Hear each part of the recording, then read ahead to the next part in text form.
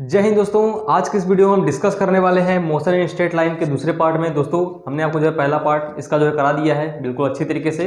दोस्तों आज के इस वीडियो में हम डिस्कस करेंगे त्वरण के बारे में और गति के समीकरण के बारे में। हम लोग अच्छे से डिटेल में डीप में बिल्कुल जीरो लेवल से एडवांस लेवल तक का पूरा डिटेल से समझेंगे।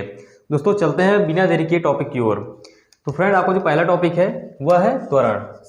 ठीक है, क्या है? त्वरण। अब आप बात करेंगे त्वरण को जो है हम लोग ए से प्रदर्शित करते हैं। ये बात आपको क्लियर हो जानी चाहिए कि त्वरण को हम जो है ए से प्रदर्शित करते हैं। अब बात करते हैं त्वरण के फार्मूले के बारे में। तो जो त्वरण का जो फार्मूला होता है वह होता है वेग परिवर्तन बटे समय। क्या होता है त्वरण का फार्मूला? वेग परिवर्तन बटे समय। या फिर हम इसको ऐसे भी लिख सकते हैं गणितीय रूप में, मतलब जो है ये फार्मूला भी हम इसका जो है गणितीय रूप में त्वरण का जो फार्मूला हो जाएगा आपका वो हो जाएगा v minus you upon T, जिसमें आपका जो v है ये क्या हो जाएगा? अंतिम वेग। आपका u क्या रहेगा? प्रारंभिक वेग रहेगा। और आपका जो t है वह समय रहेगा। मैं इस बात को यहाँ पे लिख दे रहा हूँ। आपका जो v है ये क्या है? अंतिम वेग है। आपका u जो है ये प्रारंभिक वेग है। आपका t जो है ये क्या है? समय है। इसमें जो है आपको जरा सा भी डाउट नहीं होना चाहिए, क्योंकि ये बहुत ही बेसिक बात है। यहाँ तो आपको कुछ रटने की चीज़ सिखाई नहीं गई है। आप जो है इसको हाई स्कूल से भी ये फार्मूला अच्छे से पढ़ते आए होंगे। अब बात करेंगे क्या अदिश राशि है कि सदिश राशि है। तो जो है आपको बता दें कि जो आपकी त्वरण है यह एक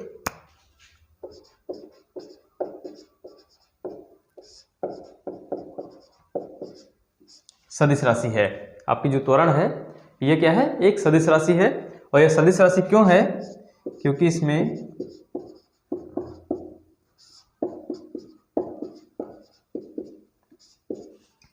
आपका इसमें परिमाण के साथ साथ दिशा दोनों होती है, इसलिए ये जो है सदिश राशि होती है। और दूसरी बात यह है कि आपका जो त्वरण है यह धनात्मक, ऋणात्मक तथा शून्य तीनों हो सकता है। ठीक है, तो आपको हमने क्या बताया? त्वरण को जो है ए से प्रदर्शित करते हैं। इसका जो फार्मूला होता है वेग परिवर्तन बटे समय होता है।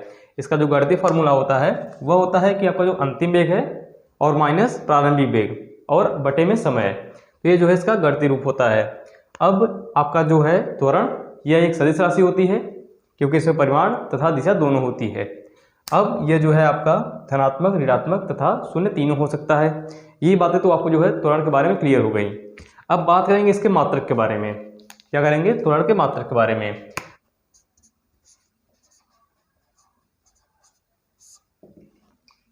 जो इसका मात्रक होगा, आपको पता है वेग का मात्रक क्या होता है? मीटर प्रति सेकंड। और नीचे क्या है? समय। तो यहां से हम कह सकते हैं वह होगा मीटर प्रति सेकंड स्क्वायर। क्या होगा? मीटर प्रति सेकंड स्क्वायर। हाँ फ्रेंड्स, ये जो है आपका मीटर प्रति सेकंड स्क्वायर, ये तो हो गया आपका एसआई मात्रक। ठीक है, अब हम बात करेंगे इसके सीजीएस मात्रक की। तो सीजीएस मात्रक में सिंपली जो है आपका मीटर वो सेंटीमीटर में मेजर होता है। बाकी आपका जो सेकंड है वह सभी मात्रक पद्धतियों में सेम रहता है, सेकंड ही रहता है। तो यहाँ जो आपका मीटर है वो क्या हो जाएगा? सेंटीमीटर अपॉन में सेकंड स्क्वायर वो जो है वैसे का है वैसे ही रहेगा। ये क्या है आपका? त्वरण का सीजीएस मात्रक है। ठीक है, तो यहाँ से आपको जो है त्वरण बिल्कुल अच्छे से क्लियर हो गया होगा। अब हमारा जो नेक्स्ट पॉइंट है वह है गुरुत्वीय त्वरण। क्या है? गुरुत्वीय त्वरण।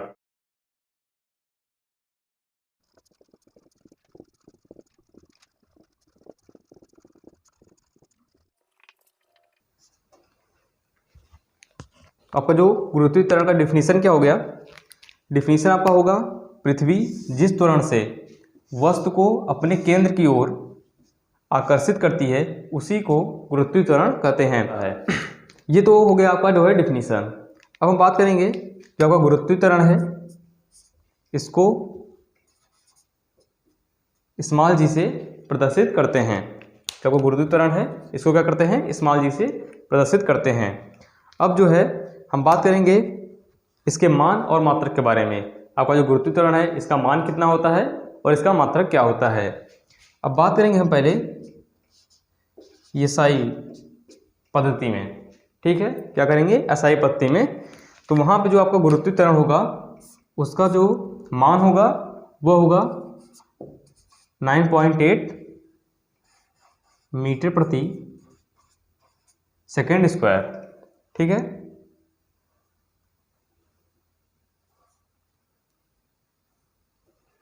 जो एसआई में होगा, एसआई पद्धति में आपको गुरुत्वीय त्वरण का जो मान होगा वो होगा 9.8 मीटर प्रति सेकेंड स्क्वायर। और सीजीएस में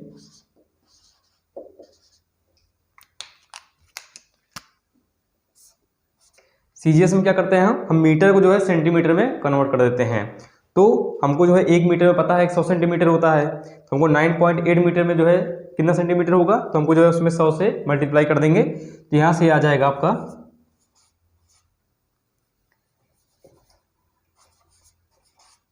980 सेंटीमीटर प्रति सेकेंड स्क्वायर। तो आपका एसआई में कितना हो गया जो है 9.8 मीटर प्रति सेकेंड स्क्वायर, और आपका सीजीएस में क्या हो गया 980 सेंटीमीटर प्रति सेकेंड स्क्वायर। तो ये बात जो है आपको अच्छे से अपने दिमाग में बैठा लेनी है। तो उम्मीद करेंगे आपको त्वरण और गुरुत्वीय त्वरण बिल्कुल अच्छी तरीके से समझ में आ गया होगा। हम चलेंगे आपके इंपॉर्टेंट टॉपिक की ओर जो है गति के समीकरण। ठीक है दोस्तों, किसकी ओर चलेंगे, गति के समीकरण की ओर। आप सभी ये बात जानते होंगे कि जो गति का समीकरण है ये किसने दिया था, न्यूटन ने दिया था। और न्यूटन ने कितने समीकरण दिए थे, केवल 3 समीकरण गति से संबंधित दिए थे, जो कि मैं आपको यहाँ पे लिख रहा हूँ। तो जो आपका पहला समीकरण था वह था v बराबर u प्लस AT, ठीक है। दूसरा था s बराबर ut plus half AT square. और तीसरा समीकरण था v स्क्वायर बराबर u स्क्वायर प्लस 2as। तो यहाँ तक जो है आपको ज़रा सा भी डाउट नहीं होना चाहिए, मैंने इसमें कुछ नहीं किया है। ये जो है तीनों समीकरण ये जो है आपके न्यूटन साहब की देन है, तो हमको जो है 3 समीकरण उनका पढ़ना है। अब हम बात करेंगे इसमें जो आपका v क्या है, u क्या है, a क्या है, t क्या है।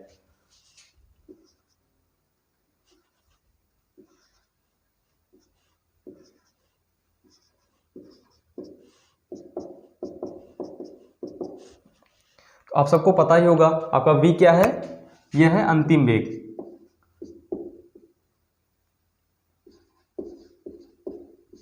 आपका u क्या है, प्रारंभिक वेग। आप a के तो जानते ही होंगे, अभी अभी हमने पढ़ा है उसको। a क्या है आपका त्वरण, ठीक है, और t क्या है आपका समय। तो यहाँ तक अभी तक हमने जो है कोई भी रटने वाली चीज़ नहीं सीखी है, बस जो आपका कॉन्सेप्ट है बस हमने आपको वही जो है अभी तक क्लियर कराया है। तो यहाँ तक आपको जो है जरा सा भी डाउट नहीं होगा, आपको ये जो है तीनों समीकरण लर्न होने चाहिए। और हम उम्मीद करेंगे आपको ये तीनों समीकरण आपने 10th में पढ़ा होगा तो आपको याद होगा। अब हम यहाँ पे एक नोट का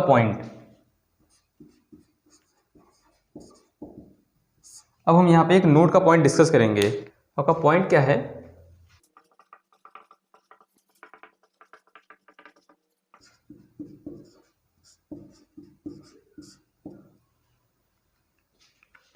जब वस्तु का वेग घट रहा हो या वस्तु को रोक दिया जाए तो उस कंडीशन में जो आपका त्वरण होगा वह क्या होगा, ऋणात्मक होगा।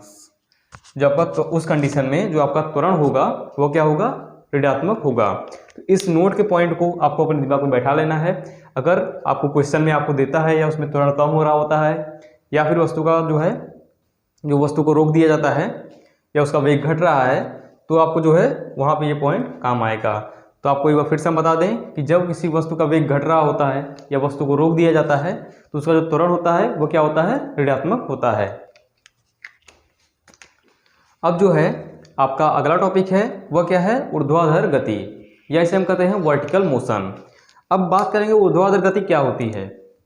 अभी तक जो आपने ये तीनों समीकरण पढ़े हैं, जो गति के v बराबर u plus a t, s बराबर u t plus half a t square, और जो तीसरा समीकरण है v स्क्वायर बराबर यू स्क्वायर प्लस 2as, ये क्या है आपके जो है क्षैतिज हैं। ये जो है हमने पढ़ा जो है क्षैतिज गति के लिए जो है काम करेंगे, और जो ये टॉपिक है ऊर्ध्वाधर गति के लिए काम करेंगे। ठीक है, तो इसमें जो आपको हम गति का समीकरण बताएंगे वो ऊर्ध्वाधर क्वेश्चन पे लागू होगा, और यदि आपका जो क्वेश्चन है वो क्षैतिज गति से संबंधित आता है तो आपको जो है ये समीकरण यूज करना होगा। अब पहले बात करेंगे हम ये ऊर्ध्वाधर गति क्या होती है और क्षैतिज गति क्या होती है। जैसे मान लीजिए हमने आपके सामने ये जो है बना दिया है एक फिगर, ठीक है, तो इसमें जो ये जो होगा आपका ये ऊर्ध्वाधर है, और ये क्या हो जाएगा आपका क्षैतिज। जो आपकी ये लाइन है, जैसे मान लीजिए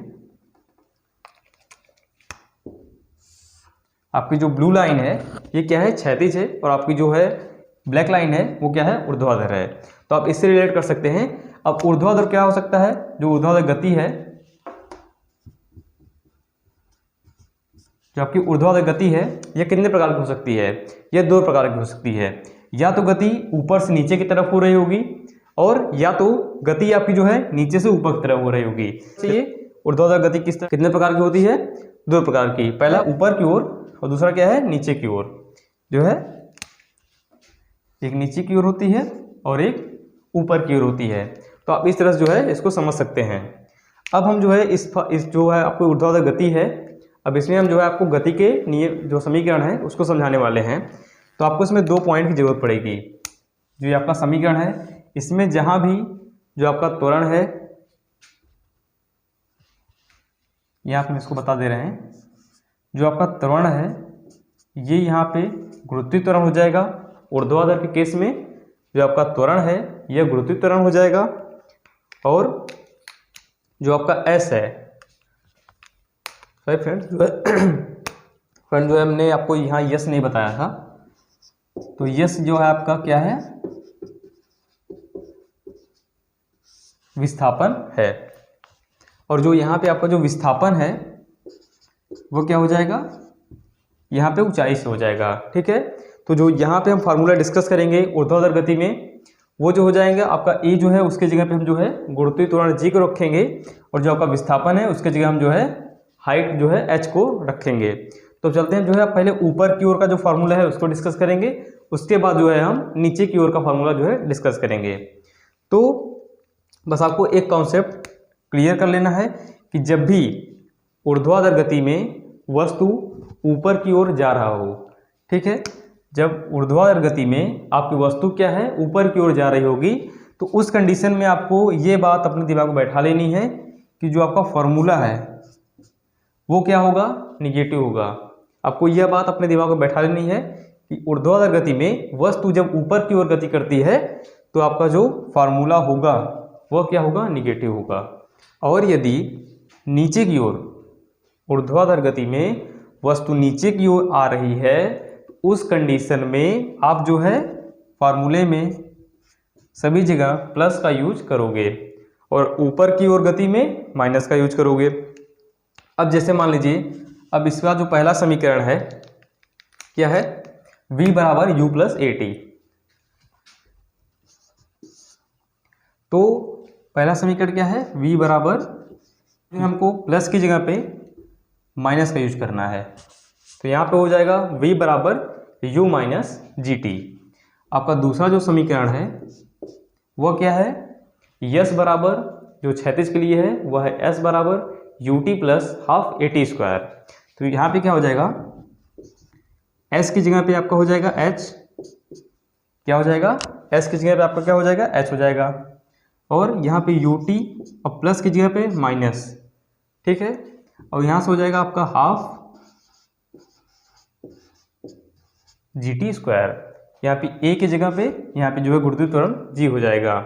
अब बात करेंगे आपके तीसरे समीकरण की, तो यह क्या है, v स्क्वायर बराबर यू स्क्वायर प्लस 2as। तो यहाँ से क्या हो जाएगा आपका v स्क्वायर बराबर यू स्क्वायर माइनस 2। तो आपको जो है यह जो फार्मूला इस केस में आपको माइनस में करना है, ऊपर की ओर का वस्तु गति करनी है, तो जो है क्या हो जाएगा आपका जो फार्मूला हो जाएगा उसमें आपको जो है माइनस का चिन्ह जो है आपको याद करना है। ठीक है, अब बात करेंगे यदि वस्तु जो है नीचे की ओर आ रही है तो उस केस में क्या फार्मूला होगा, बस जहाँ जहाँ इसमें माइनस है बस वहीं आपको जो है प्लस कर देना है। तो यहाँ से जो आपका पहला समीकरण बनेगा यह हो जाएगा v बराबर u minus u plus G T. ठीक है, दूसरा बनेगा h बराबर u T plus half G T square. तीसरा बन जाएगा v स्क्वायर बराबर u स्क्वायर प्लस। ठीक है, बस इसमें क्या अंतर है, अगर यदि वस्तु ऊपर की ओर गति कर रही है तो जो है माइनस का जो है प्रयोग करेंगे चिन्ह का, और यदि वस्तु आपके नीचे की ओर गति कर रही है तो उसमें जो है प्लस चिन्ह का प्रयोग करेंगे। आप सोच रहे होगे कि सर इस पर इतना फोकस क्यों कर रहे हो, तो अगर यदि आप ये जो कंडीशन आपको याद रहेगा तो आपको एग्जाम में यह बहुत ज़्यादा हेल्पफुल होने वाला है। तो इसलिए आपको इसको अच्छे से एक बार अपने से रिवाइज करके समझ लेना है, क्योंकि यह एग्जाम में आपको बहुत अच्छी तरीके से हेल्प करेगा। ठीक है, तो आप जो है इसको ऐसे लर्न कर सकते हो और इस तरीके से आपको जो है समझने में बहुत ज़्यादा आसानी होगी। तो आप चाहे तो यहाँ तक का स्क्रीनशॉट ले सकते हैं और हम चलेंगे आपके नेक्स्ट टॉपिक की ओर। अब जो हमारा अगला टॉपिक है वह है इम्पोर्टेंट नोट पॉइंट हमने लिखा है, और जो है ये आपको बहुत ही ज़्यादा हेल्पफुल होगा, इसलिए हमने इसको लिखा है और आपको हमारे साथ इसको देखना है और अपने दिमाग में अच्छे से बैठा लेना है। और इसमें जो है यदि वस्तु को छोड़ा जाए, ठीक है, यदि वस्तु को छोड़ दिया जाए, गिरा दिया जाए या फिर उसे फेंका जाए और फेंकने का वेग न दिया जाए। ठीक है, क्या है, पहला छोड़ा जाए, दूसरा है गिराया जाए, तीसरा है फेंका जाए और फेंकने का वेग न दिया जाए, चौथा है विरामावस्था से चले। ठीक है, और पांचवा है स्वतंत्रता पूर्वक गिरा दिया जाए या वस्तु को विश्रामावस्था से चले। तो ये जो आपके 6 कंडीशन है, यदि वस्तु को छोड़ दिया जाए, यदि वस्तु को गिरा दिया जाए, यदि वस्तु को फेंका जाए और फेंकने का वेग न दिया जाए, यदि वस्तु विरामावस्था से चले, यदि वस्तु स्वतंत्रतापूर्वक गिरे, यदि वस्तु विश्रामावस्था से चले, तो इस कंडीशन में, इन 6 कंडीशन में जो आपका प्रारंभिक वेग u है यह क्या होगा, 0। यह बात आपको अपने दिमाग में अच्छे से बैठा लेनी है कि इन 6 कंडीशन में अगर आपको किसी भी कंडीशन का आता है तो वहाँ पे आपका प्रारंभिक वेग 0 हो जाएगा। अब आपका एक अगली जो है इम्पोर्टेंट नोट का पॉइंट है, यदि वस्तु को रोक दिया जाए, बात को समझिए, यदि वस्तु को रोक दिया जाए तो अंतिम वेग क्या हो जाएगा, 0 हो जाएगा। यदि वस्तु को रोक दिया जाए तो आपका जो अंतिम वेग होगा वह क्या होगा, जो अंतिम वेग जो होता है आपका v, ये क्या हो जाएगा, आपका 0 हो जाएगा। ठीक है, हमने यहाँ पे 2 टाइप का क्वेश्चन लिखा है जिसका हमने फार्मूला भी लिख दिया है, आपको यह भी बहुत हेल्पफुल होगा एग्जाम में। तो आइए पढ़ते हैं पहले क्वेश्चन को।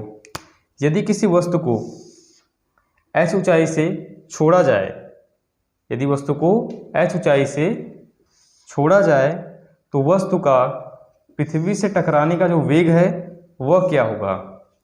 यदि आपको इस तरह का क्वेश्चन एग्जाम में दिखता है तो आप जो है इन दोनों फार्मूलों को एग्जाम में किस तरह का क्वेश्चन पूछा जा रहा है उस हिसाब से जो है आपको लगाना होगा। यदि जो है आपको सिंपली जो है आपको जो है s दे रखा है और आपको वेग निकालना है, तब तो आप जो है गुरुत्वीय त्वरण का आपको मान तो मालूम ही है, कितना होता है, 9.8 होता है SI में, और जो है CGS में होता है आपका 980 सेंटीमीटर प्रति सेकंड होता है, और ये क्या होता है 9.8 मीटर प्रति सेकंड स्क्वायर, यह होता है सेंटीमीटर प्रति सेकंड स्क्वायर। ठीक है, तो आप इस तरह जो है डायरेक्ट निकाल लेंगे। यदि आपको जो है प्रारंभिक वेग दे रखा है और जो आपको 2 ऊंचाइयाँ दे रखी हैं, तब आपको जो है उस कंडीशन में आपको ये वाला फार्मूला यूज़ करना होगा। अब बात करेंगे आपको दूसरे क्वेश्चन की ओर, जो है कि यदि वस्तु को h ऊंचाई से छोड़ा जाए तो वह वस्तु पृथ्वी पर कितने समय बाद टकरा जाएगी। इसमें क्या है, आपका जो है समय पूछता है, तो इस कंडीशन में आपको जो यह फार्मूला यूज़ करना होगा, T = √2h/g। या फिर यदि आपको इसी तरह जो है 2 ऊंचाइयाँ दे रखी होंगी, आपको समय दे रखा होगा, तो उस कंडीशन में आपको जो है यह फार्मूला यूज़ करना होगा। उम्मीद करें दोस्तों आपको बहुत ज़्यादा वीडियो में पढ़ने में मज़ा आया होगा। यदि दोस्तों वीडियो पसंद आता है तो आपको जो है एक लाइक करना तो बनता ही है, और आपका हमारे साथ यहाँ तक बने रहने के लिए बहुत बहुत धन्यवाद। दोस्तों आपको जो है मिलेंगे अगले वीडियो में। जय हिंद।